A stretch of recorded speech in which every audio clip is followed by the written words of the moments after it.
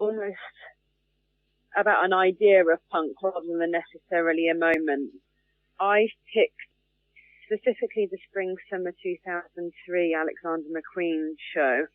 It's more of an anecdotal moment because I was assisting on the show, and it was actually Karolina Kokova was in her first look, and I had to get a pair of scissors and completely cut up the back of it to get her into the next and shove this amazingly wonderful nose jewelry, shove it onto her septum for the next look.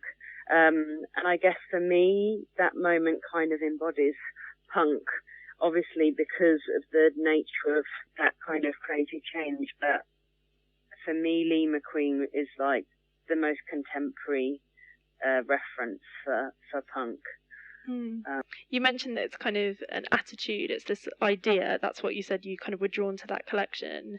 It's kind of an anecdotal sort of idea and an attitude. Do you think that's what makes McQueen such a sort of punkish figure in terms of fashion? For me, I think punk is often seen as in quite a negative light, in quite a destructive light.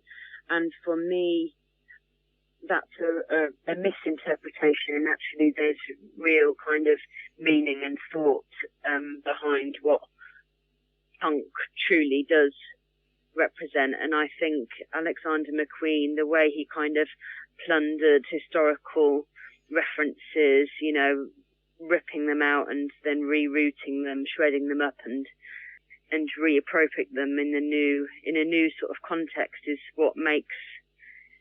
that's what punk is really about. And also for the particular anecdote that you gave, that's quite a DIY moment, isn't it? Which is very punk. Yeah, for me, that's a very personal moment. And yeah, I guess it's about being destructive, but in a very positive way in order to construct something else.